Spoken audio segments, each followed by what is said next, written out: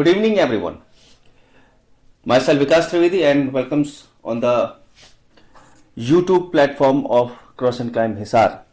MSET CUT की series चल रही है, जीके की सीरीज चल रही है और जीके में हम जो सेशन इस समय कवर कर रहे हैं वो सेशन है इंडियन पॉलिटी कॉन्स्टिट्यूशन का। कॉन्स्टिट्यूशन के दो पार्ट मैंने आपको पहले ही बता चुके, एक तो बेसिक्स जो भी है उसके बारे में मैंने आपको बताया था और दूसरी चीज प्रियम्बल के बारे में मैंने आपको बताया था। ठीक है, देखिए बीच के जो दो पार्ट रहे, यूनियन एंड इट्स टेरिटरी और दूसरा जो आपका सिटीजनशिप है, ये इसलिए मैं कवर नहीं कर रहा हूं क्योंकि इससे प्रीवियस ईयर्स में अगर देखा जाए, कोई भी कॉम्पिटिटिव एग्जाम के बारे में देखा जाए तो क्वेश्चन काफी कम आ रहे हैं। यहां हम बिल्कुल टू द पॉइंट सारी चीजों को लेकर आएंगे जहां से मैक्सिमम क्वेश्चन आपके बन सकते हैं और जो मोस्ट एक्सपेक्टेबल जो है आपके टॉपिक्स हैं उनके बारे में हम लोग बात करेंगे। तो इसी क्रम में आज मैं आपके लिए लेके आया हूं थर्ड पार्ट, और थर्ड पार्ट जो है वो हमारा फंडामेंटल राइट से रिलेटेड है। जैसा कि आप यहां पर थंबनेल में देख रहे होंगे कि आज जो लेक्चर 3 है, लेक्चर 3 फंडामेंटल राइट्स के बारे में है। अब ये जो आप कह सकते हो कि जिस एग्जाम के बारे में आप अपीयर होना चाह रहे हैं, उस एग्जाम का फॉर्म भरने के लिए आपको किसी से पूछने की जरूरत नहीं है। आपको लगा हम ये कंडीशन हमारे ऊपर पूरी तरह से अप्लाइड है, मैं इस फॉर्म को भर सकता हूं या भर सकती हूं। That is your fundamental right. आपने फंडामेंटल राइट में सुना होगा कि equal opportunity in the public jobs, ऐसे लिखा गया है ना। थोड़ा सा वर्ड में इधर उधर हो सकता है, लेकिन जब भी गवर्नमेंट की तरफ से कोई जॉब निकलती है या कोई भी जॉब निकलती है, आप पूरी तरह से उसको वहां अप्लाई करने के लिए किसी भी डिस्क्रिमिनेशन के बिना अप्लाई कर सकते हैं। ये क्या है? ये फंडामेंटल राइट ही है। ठीक है, आपका मन हो रहा है कि ये टीचर अच्छा नहीं पढ़ा रहा है, स्किप कर दे वीडियो, ये आपका फंडामेंटल राइट है, प्राइवेसी का राइट है। यही सारी चीजें जो रोजमर्रा में हम सारी चीजें यूज करते रहते हैं, जो हमें पता भी नहीं चलता ये हमारे राइट्स के दायरे में है, उन सारी चीजों को आज हम लोग इस लेक्चर में कवर करेंगे और देखेंगे कि यहां से क्या क्वेश्चन बनते हैं। तो बिना समय गवाए हुए लेक्चर को आगे बढ़ाते हैं, लेकिन उसके पहले प्लीज चैनल को सब्सक्राइब करिए, वीडियो को अगर आपकी इच्छा होती है लाइक करिए और अपने दोस्तों लाइक करते हैं, आपको पसंद आता है तो अपने दोस्तों को भी भेजिए जो इस तरह से बहुत सारे कॉम्पिटिटिव एग्जाम की तैयारी कर रहे हैं। तो आज हम लोग बात करेंगे फंडामेंटल राइट्स के बाद। तो let's start with the fundamental rights. So here you are seeing at your interface fundamental right, और यहां पर आप देख रहे हैं equality, freedom, exploitation, freedom of religion, cultural, educational और constitutional remedies. So these are the 6 fundamental rights now. But at the commencement of the constitution, there were 7 rights. But one of the right, which is known as the right to property, was deleted from this particular part and it was shifted as a legal rights of property. ठीक है, तो property का जो right था वो right अब property का fundamental ना रह के वो लीगल हो गया है। खैर ये तो बात की बात है, ये छोटा सा मैंने आपको बता दिया कि 7 फंडामेंटल राइट थे, 6 बचे हुए हैं। अब एक राइट टू प्रॉपर्टी को डिलीट कर दिया गया। अब प्रश्न यहीं से बन जाएगा, डिलीट कर दिया गया, भाई क्या वजह थी? कोई केस हुआ था, उस केस का जिक्र करेंगे आप। उसके बाद तो डिलीट यहां इस पार्ट से कर दिया गया, तो कहां शिफ्ट कर दिया गया वो भी हम देखेंगे। यही सारे क्वेश्चन बनेंगे आपके। चलिए बात करते हैं हम लोग सबसे पहले फंडामेंटल राइट्स के बारे में। तो जैसा कि अभी मैंने आपको बोला कि फंडामेंटल राइट का जो हमारा पोर्शन है वो third part of the Indian constitution है, जिसमें आर्टिकल 12 से 35 तक के लिए बात कही गई है। अब ये जो फंडामेंटल राइट है, इन फंडामेंटल राइट्स को हमारे यहां कहा जाता है Magna carta of Indian constitution. अब ये बात आती है कि भाई ये मैग्ना कार्टा क्या है। मैग्ना कार्टा आप देख सकते हैं कि 1215 में, इसमें नहीं लिखा है लेकिन मैं आपको एडिशनल नॉलेज के लिए दे दे रहा हूं कि 1215 में किंग जॉन, ये किंग थे आपके ब्रिटेन के, इन्होंने एक चार्टर बनाया था। यह चार्टर आपका राइट से रिलेटेड था जो वहां के लोगों को दिया गया था, तो इसको कहा गया था Magna carta. So right, charter of the rights. तो जब हमारे इंडियन कॉन्स्टिट्यूशन बनाया गया तो इसको, इस पार्ट को कहा गया Magna carta of Indian constitution, conscience of the constitution. ये बेसिकली अगर देखा जाए तो ये जो फंडामेंटल राइट का कंसेप्ट है, ये हमारे आया कहां से, तो ये आया आपका यूएस बिल ऑफ राइट से। ठीक है, ये चीज है। और अगर आपका फंडामेंटल राइट आपसे छीना जाता है या आपको अपना राइट जो है यूज करने से मना किया जाता है, किसी तरीके से दबाव डाला जाता है, तो कोर्ट में जाकर आप क्या कर सकते हो, अपनी शिकायत दर्ज कर सकते हो, आप केस कर सकते हो। इसीलिए क्या है, ये जस्टिसिएबल है, यानी इस पे जो कोर्ट है वो क्या करेगी, वो इसकी सुनवाई करेगी और जैसा होगा उस हिसाब से न्याय करेगी। ठीक है, तो 12 से 35 के बीच में जो आपका फंडामेंटल राइट्स की सारी चीजें दी गई हैं, उसको हम लोग एक एक करके देखेंगे। जैसे आर्टिकल 12 की हम बात करें, मीनिंग ऑफ द स्टेट, यानी यहां पर जो फंडामेंटल राइट है, वो फंडामेंटल राइट आपका स्टेट में यहां पर क्या आ जाएगा, ये जो आपकी सेंट्रल गवर्नमेंट है, ये जो आपकी स्टेट गवर्नमेंट है, ये जो आपके जो है पीएसयूज है, ये सारे यहां पर स्टेट के बारे में बताएंगे। ठीक है, तो यहां पर देख सकते हैं government and parliament of India, state government and legislature, local authority और other authority, statutory and non statutory bodies. यानी स्टेट को यहां पर जो परिभाषा दी गई है, यानी फंडामेंटल राइट्स का जो दायरा है, या हम ये कह सकते जो फंडामेंटल राइट जहां पर हम यूज कर रहे हैं, वो इन सारी चीजों को लेकर ध्यान में रखते हुए यूज करेंगे। ठीक है, दूसरा आर्टिकल आता है हमारा आर्टिकल 13, जुडिशियल रिव्यू के बारे में बताता है। अब जुडिशियल रिव्यू क्या है कि any law inconsistent with fundamental right is void, यानी ऐसे सारे लॉ जो कहीं ना कहीं आपके फंडामेंटल राइट को के साथ असंगत है, यानी फंडामेंटल राइट के साथ मिलकर काम नहीं कर रहे, उनको वॉइड माना जाएगा। Gives constitutional basis to judicial review. अगर इस तरह से कोई लेजिस्लेचर कुछ ऐसा कुछ लाती है कि हाँ भाई आपका ये फंडामेंटल राइट्स आपके खत्म किए जा रहे हैं, तो ऐसा लॉ मान्य नहीं होगा, उसका चैलेंज किया जा सकता है। ठीक है, और चैलेंज करने के बाद यहां पर जुडिशियल रिव्यू की यहां पर बात की जा सकती है। लेकिन इसमें ज्यादातर राइट कौन आएंगे, तो प्री कॉन्स्टिट्यूशनल लॉज आएंगे, पोस्ट कॉन्स्टिट्यूशनल लॉज आएंगे। यानी आजादी के पहले कोई अगर लॉ बना हो तो उसको आगे रखना है या नहीं रखना है, उसमें मॉडिफिकेशन करना है नहीं करना है, ये सारी चीजें। और वो कहीं ऐसा ना हो कि मॉडिफिकेशन के बाद फंडामेंटल राइट के साथ मिलकर काम नहीं कर पा रहे हैं, तो ऐसे राइट्स को क्या कर दिया जाएगा, यहां पर वॉइड मान लिया जाएगा। अब हम देखते हैं कि हमारे जो फंडामेंटल राइट्स हैं वो कितने हैं। तो जैसा मैंने आपको बताया था कि जब कॉन्स्टिट्यूशन बना तो 7 थे, लेकिन इस समय कितने हैं, आप देख रहे हैं कि 6 राइट्स हैं। कौन कौन से? राइट टू इक्वलिटी है, राइट टू फ्रीडम है, ठीक है, राइट अगेंस्ट एक्सप्लॉयटेशन है। हाँ, एक चीज और जरूर याद कर लीजिएगा कि ये जितने भी आपको राइट्स यहां पर दिए गए हैं और उनका जो रेंज दिया गया है आर्टिकल का, जैसे आर्टिकल हम राइट टू इक्वलिटी की बात करें तो राइट टू इक्वलिटी 14 से लेकर 18 तक, यानी इसमें 5 आर्टिकल आ जाएंगे, 14, 15, 16, 17, 18। ये 5 आर्टिकल आपकी राइट टू इक्वलिटी में है। वही राइट टू फ्रीडम में देखें तो 19 से 22 तक आ जाएंगे, ये रेंज याद किया रहिएगा। राइट अगेंस्ट एक्सप्लॉयटेशन 23-24, 2 राइट हैं इसमें। रिलीजन का बहुत इंपॉर्टेंट है, आजकल कई जगह ये एग्जाम में पूछा गया है, तो इसको आप थोड़ा सा ज्यादा तरजीह पे रखेंगे, आप इसको ज्यादा इंपॉर्टेंस देंगे, तो 25 से 28 तक है। कल्चरल और एजुकेशनल राइट, इसको भी लेकर आए दिन न्यूज़पेपर में आता रहता है, ये भी इंपॉर्टेंट है। और फाइनली आपका जाए कॉन्स्टिट्यूशनल रिमेडी, जो हमेशा से चाहे वो कोई भी भारत में नौकरी का एग्जाम हो या एंट्रेंस का एग्जाम हो, उसमें काफी फेवरेट जो है ये राइट माना जाता है, कॉन्स्टिट्यूशनल रिमेडीज, यानी आर्टिकल 32, जिसको heart and soul of the constitution भी कहा गया। ठीक है, लेकिन जैसा मैंने कहा था कि 7th राइट जो है वो 7th राइट इस पार्ट से हटा दिया गया है। तो 7th राइट में था क्या, वो था राइट टू प्रॉपर्टी। कौन से अमेंडमेंट से हटाया गया, यही आपके लिए इंपॉर्टेंट है, ये याद किया रहेगा। तो 44th अमेंडमेंट है, 1978 में हुआ, केशवानंद भारती का केस था, वहां से जो है ये fundamental right of property was shifted as the legal right of property. कहां किया गया है, तो आर्टिकल 300A में किया गया है।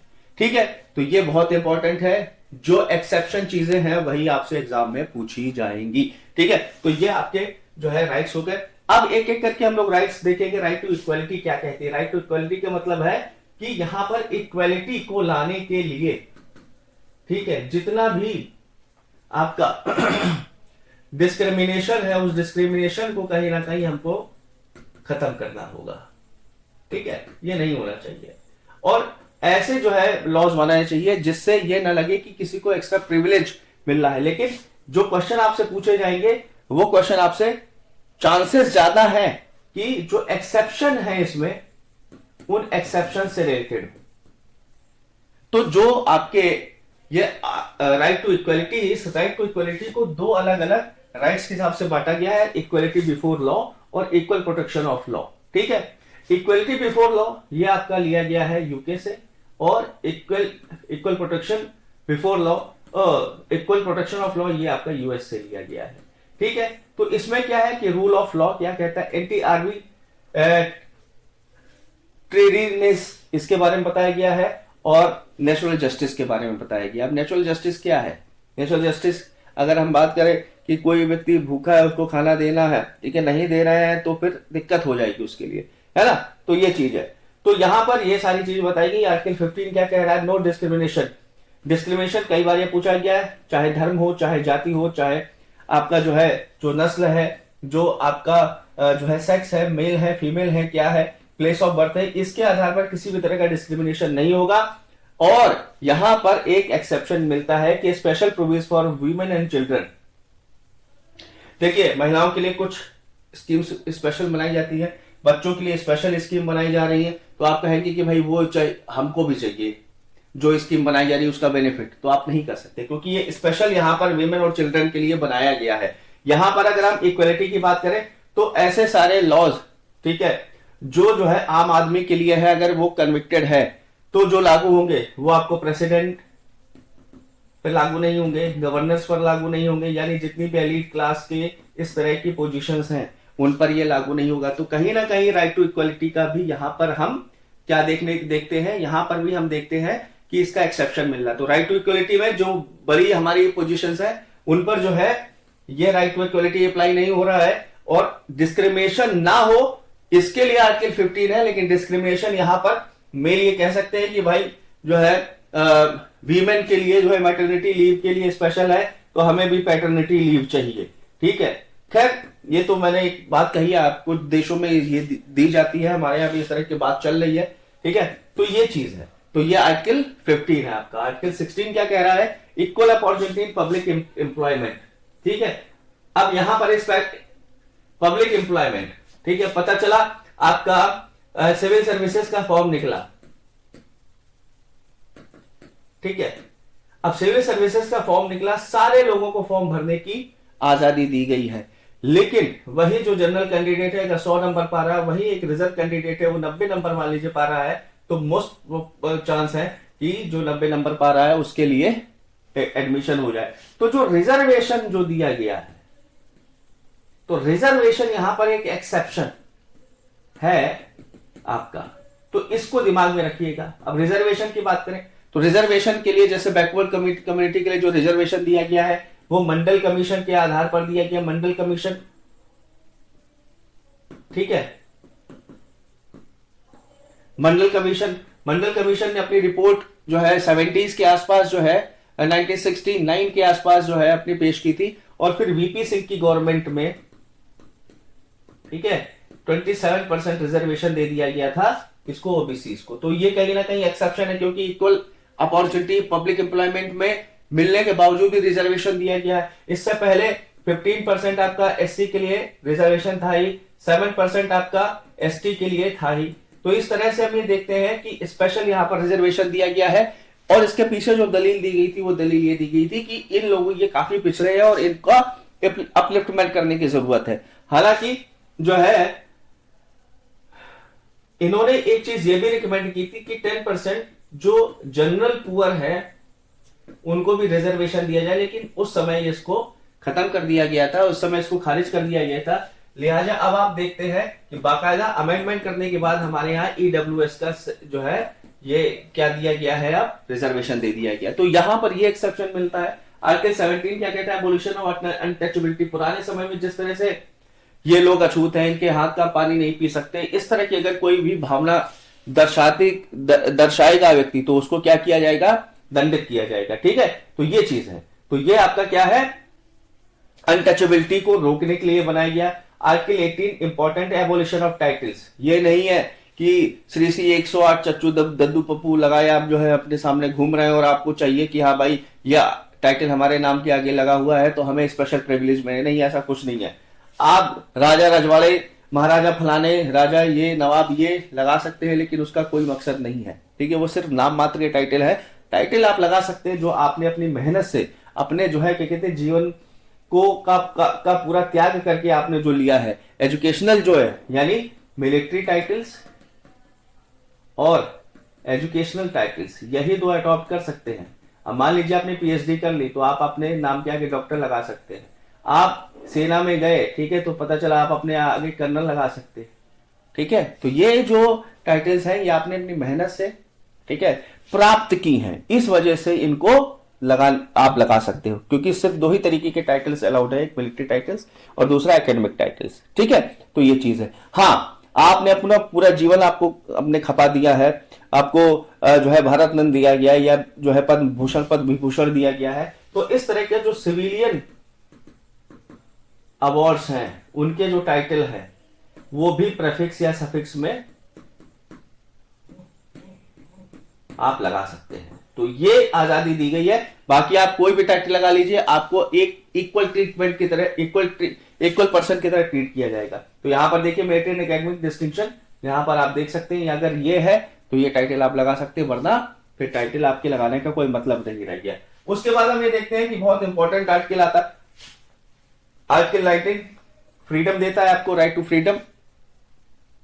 और इसमें भी 7 फ्रीडम थी, लेकिन जैसे ही राइट टू प्रॉपर्टी, आपका राइट टू प्रॉपर्टी के कॉलम से हट जाता है, यहां पे भी जो आपकी राइट को, आपका राइट था प्रॉपर्टी को डिस्पोज ऑफ करने का, खरीदने का, बेचने का, ये सारा ये भी यहां से खत्म कर दिया जाता है। तो यहां पर अब भी 6 ही राइट्स बचे हैं, जैसे speech of expression, peaceful assembly, association हो गया, मूवमेंट। जैसे आप देखिए अभी समय जेएनयू वाला जो चल रहा था मैटर, जिसमें उमर खालिद, वो क्या नाम है, कौन, हाँ यही खालिद नाम है, और शाजिल करके जो है, उन दोनों को बेल नहीं मिली। क्यों? उनका ऐसा एक्सप्रेशन था, ऐसी उनके जो है भाषण थे जिनसे एक अलगाववादी जो है विचारधारा समझ में आ रही थी, ठीक है। तो स्पीच और एक्सप्रेशन के ये मतलब थोड़ी ना है कि आप देश की अखंडता और एकता के ऊपर जो है सवाल करोगे और उसको तोड़ने की बात करोगे।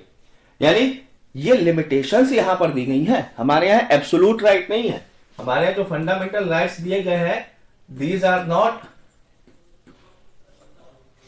एब्सोल्यूट, ठीक है। पब्लिक प्लेस में हम वेपन कैरी नहीं करेंगे, वहां इस तरह से नहीं कर सकते, ये सारे एब्सोल्यूट। जैसे यूएस की अगर बात करें, आप ले जा सकते हो, अब मेट्रो में आप जा रहे हैं, बंदूक लेके सारा आदमी नहीं जा सकता जब तक कि वो डिफेंस पर्सनल या जो है इस तरह का पुलिस वाला ना हो, है ना। लेकिन आप कहें कि नहीं, ये तो मेरा हथियार रखने का जो है फंडामेंटल राइट है, हम इसको जो है यूज करेंगे, हम कहीं भी लेके जा सकते हैं, ये मेरी प्रॉपर्टी है, तो ऐसा नहीं होगा। लिमिटेशन है हमारे यहाँ। हाँ, राइट से अगर कोई छेड़छाड़ की जाती तो उसके लिए सुप्रीम कोर्ट है। सुप्रीम कोर्ट कहता है कि I am the guardian of the fundamental rights, मैं फंडामेंटल राइट्स बचाने के लिए कुछ भी कर सकता हूं। और इसमें क्या करेंगे, रिट्स इशू करेंगे, ठीक है। तो ये चीज है। तो 6 फंडामेंटल राइट आपका राइट टू फ्रीडम के द्वारा यहां पर दिए गए हैं, जिसमें speech, expression, peaceful assembly, association, movement, residence, settlement, profession, trade and business, ये आपके 6 फंडामेंटल राइट्स आर्टिकल 19 के तहत आते हैं। आर्टिकल 20 और 21 ये 2 आर्टिकल ऐसे हैं जो कई बार एग्जाम में पूछे गए हैं कि at the time of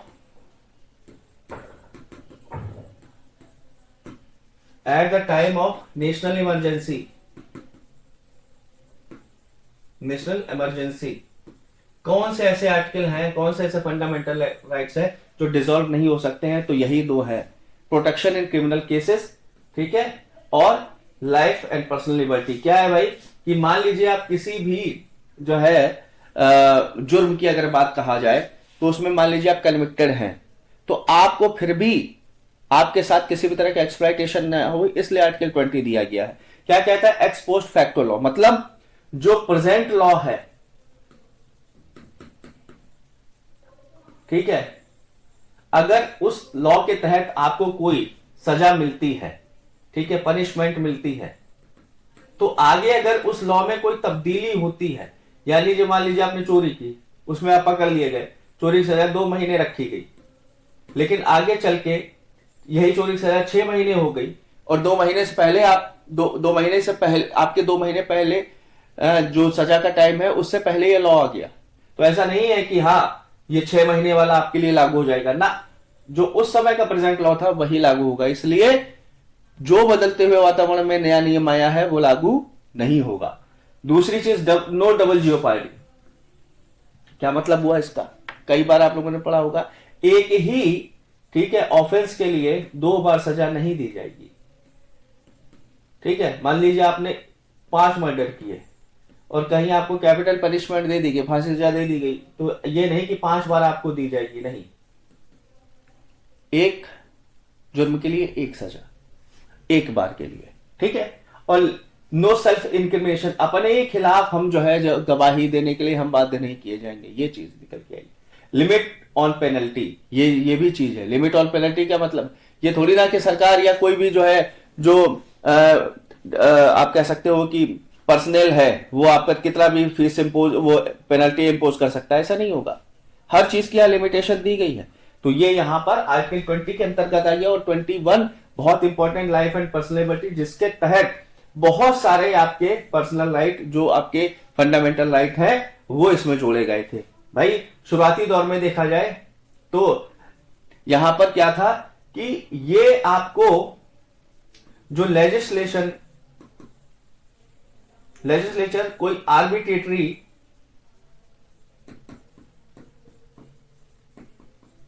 law बना रहा है जिससे आपका फंडामेंटल राइट और आपकी राइट टू प्राइवेसी ब्रीच हो रही है, ठीक है, तो उसके खिलाफ रोकने के लिए था। लेकिन बाद में मेनका गांधी नहीं, एग्जीक्यूटिव यहां पर मेनका गांधी का केस हुआ और उससे इन्होंने कह दिया कि सिर्फ इंसान के रूप में पैदा होना या आपकी जो पर्सनल लिबर्टी है वही सबसे ज्यादा मैटर नहीं करेगी, आपको एक डिग्निफाइड लाइफ भी जीनी चाहिए। ठीक है, और इस लाइफ से क्या होगा, इस लाइफ को जीने के लिए आपको तमाम तरीके के फंडामेंटल राइट चाहिए। तो राइट टू प्राइवेसी हो गया, क्लीन एनवायरनमेंट हो गया, लीगल एज हो गया, राइट टू स्पीडी ट्रायल हो गया, राइट टू स्लीप हो गया, राइट टू शेल्टर हो गया, ये सारी चीजें आपकी जोड़ी जा गई फिर मेनका गांधी केस से। और इसमें एक बहुत बड़ा बदलाव लाया गया कि इसी में राइट टू एजुकेशन को, क्योंकि एजुकेशन ही है जो आपको जानवर से इंसान बनाती है, दोनों के बीच में डिफरेंस पैदा करती है।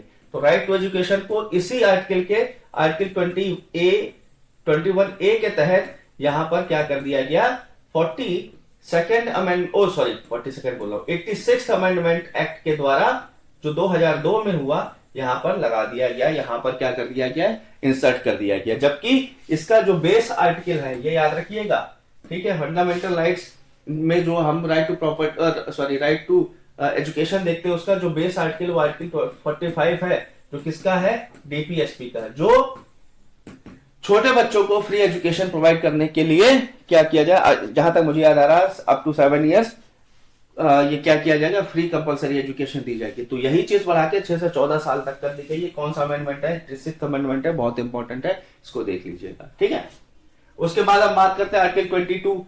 ये प्रोटेक्शन देती है किसके, आर्बिट्रेरी अरेस्ट, यानी मनमाने ढंग से आपको अरेस्ट कर लिया गया उसके खिलाफ, और प्रिवेंटिव डिटेंशन। ठीक है, प्रिवेंटिव डिटेंशन यानी क्या है कि अगर जैसे संजय दत्त का मामला था, AK-47 उनके पास पाई गई, ठीक है, अब AK-47 जब लोगों के लिए बैंड है तो ये क्यों रखे हुए, यानी इनकी मंशा सही है या नहीं सही, अपराध होने से पहले अपराध करने वाले को गिरफ्तार कर लिया जाए।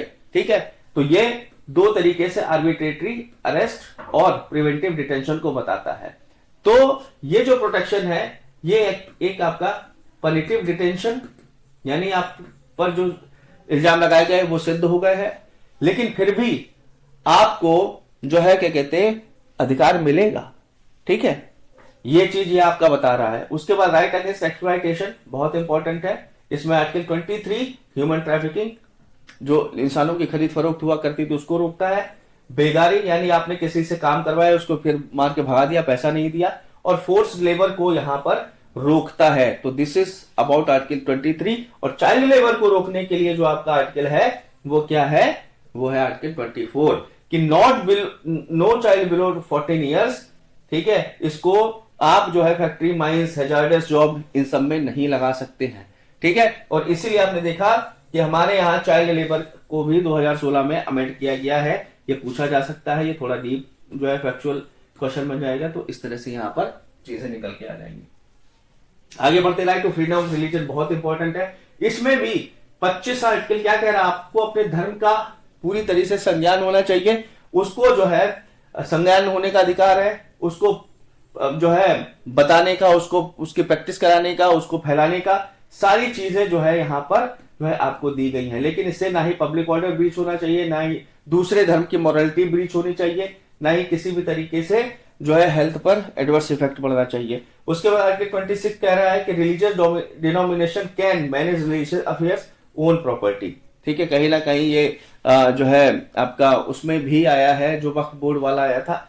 आर्टिकल 27 कहता है, बहुत इंपॉर्टेंट है, कि किसी भी दूसरे रिलीजन को हमें किसी भी तरीके का टैक्स नहीं देना पड़ेगा। जैसे माइनॉरिटी की बात करें, माइनॉरिटी में मुस्लिम भी आ जाते, सिख भी आ जाते, या अपने धर्म का अगर जो है एक्सपेंशन करना चाह रहे हैं, या उसके लिए फंडामेंटल जो इनका राइट जो आर्टिकल 25 में जो दिया गया वो कर रहे हैं, तो ऐसा नहीं है कि आपको जो मेजोरिटी है या जो स्टेट गवर्नमेंट है उसको किसी भी तरीके का टैक्स देना है।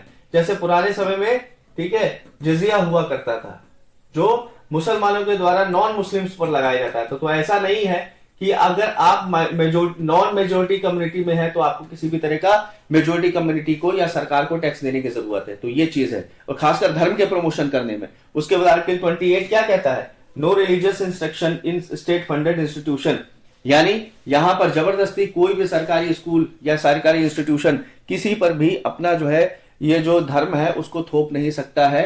या मान लीजिए जो है क्या कहते हैं, एक ऐसी स्कूल में जो प्रेयर होती है, प्रेयर की जगह ही मान लीजिए अजान करवाई जाने लगी, तो वो गलत है ना। उसके बाद article 29 cultural educational right, minority और मेजोरिटी दोनों के लिए दिए गए हैं। आर्टिकल याद किया रहेगा, आर्टिकल से ही ज्यादातर क्वेश्चन पूछे जाएंगे। तो किस चीज का प्रोटेक्शन है, लैंग्वेज का, स्क्रिप्ट का, कल्चर का, ठीक है, ये प्रोटेक्शन आपको मिलता है। जैसे करंट अफेयर्स की अगर हम बात करें तो अभी इसमें जो है बात आई थी हड़प्पन लैंग्वेज की, हड़प्पन स्क्रिप्ट की, उसमें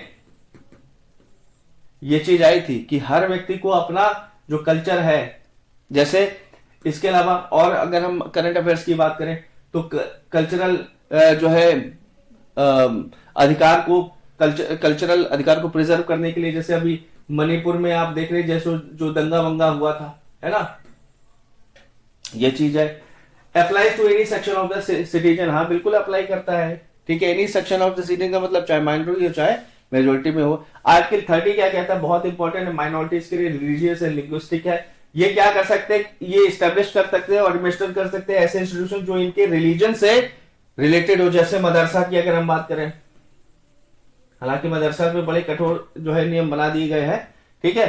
तो यहां पर only minorities, not all section. Article 29 any section of the community, चाहे हिंदू हो चाहे मुसलमान, सिख को, अपने आइडेंटिटी को रखने के लिए, अपने कल्चर को कंजर्व रखने के लिए, अपनी बोली को कंजर्व रखने के लिए सब कुछ कर सकता है। लेकिन 30th जो आर्टिकल है वो आपका क्या करता है कि माइनॉरिटीज पर पूरी तरह से अप्लाइड होता है। और यहीं पर क्वेश्चन आपसे पूछ लिया जाएगा कि which of the following article is only applied for the establishment of the interest of the minorities, तो ये आ जाएगा। और बहुत important, heart and soul of the constitution, Ambedkar साहब ने कहा था राइट टू कॉन्स्टिट्यूशन रेमेडीज 5 तरीके की है, habeas corpus, mandamus, prohibition, certiorari, quo warranto. Supreme court के द्वारा ये 5 तरह की आपके रिट्स इशू की जाती है, जिनका ज्यूरिसडिक्शन, जिनका अधिकार क्षेत्र ऑल ओवर इंडिया है। जबकि स्टेट में जो आपके हाई कोर्ट है वो किसी भी मामले में रिट इशू कर सकती है, इसलिए हाई कोर्ट का दायरा सुप्रीम कोर्ट के दायरे से कहीं ज्यादा बड़ा है, ठीक है। तो ये चीज निकल के आ रही है। तो आर्टिकल 32 यहां पर हो गया। आर्टिकल 31A, 31B और 31C, ठीक है, बहुत इंपॉर्टेंट है। आर्टिकल 31 किससे रिलेटेड था, वो राइट टू प्रॉपर्टी से रिलेटेड था। तो आर्टिकल 31 ये कहता है, protect land reform loss inserted by the first amendment act, ठीक है। यानी यहां पर जो जमींदारी वगैरह थी उसको खत्म कर दिया गया, ठीक है, ये चीज हो गया। आर्टिकल 30B 9th शेड्यूल आता है, इसमें immunity from fundamental right challenge आता है, ठीक है। आर्टिकल 31C क्या कहता है, laws implementing under article 39B and 39C। जैसे इसकी अगर हम बात करें तो वक्फ बोर्ड में भी इसका जो है जिक्र किया गया था। और ठीक है, ये क्या कहता है, ये कंसंट्रेशन ऑफ वेल्थ, इसको रोकने की बात करता है। ठीक है, ये चीज है। दूसरा, ये कोई भी जो प्रॉपर्टी है, ठीक है, उसको पब्लिक प्रॉपर्टी इस तरह से जो चीज है उसको डिक्लेयर करने से भी कहीं ना कहीं रोकता है। ठीक है, ये माइनिंग वगैरह में इस तरह के राइट्स आ जाते हैं आपके। ठीक है, तो आर्टिकल 31C ये है आर्टिकल। अब यहां पर देख लो कि केस RIR किलो केस 2007 में हुआ। 1973 यानी केशवन भारती के पहले 9 शेड्यूल कैन बी रिव्यूड। ठीक है, यहां पर क्या कहा गया है कि स्पेशल आर्टिकल के बारे में अगर देखें तो 33 क्या, parliament can restrict fundamental of arm force. मान लीजिए आप किसी भी सेना में है और आपकी छुट्टी है, लेकिन अगर कोई इमरजेंसी आती है तो छुट्टी आपकी कैंसिल कर दी जा सकती है, आपको छुट्टी नहीं मिल सकती है, ये पार्लियामेंट का अधिकार है। 34 क्या कह रहा है, मार्शल लॉ। ठीक है, यहां पर बताया गया, तो ये कभी कभी पूछ लिया जाता है। और आपके 35 parliament empower to make laws for fundamental enforcement, fundamental enforcement. तो इस तरह से हम ये देखते हैं कि आपके जितने भी आर्टिकल है तो आप अपने आर्टिकल के लिए जो है यहां पर ज्यादा फोकस करेंगे। ठीक है, तो आज के लिए इतना, मिलेंगे हम किसी और दिन किसी और लेक्चर के साथ। आज के लिए इतना, थैंक यू सो मच।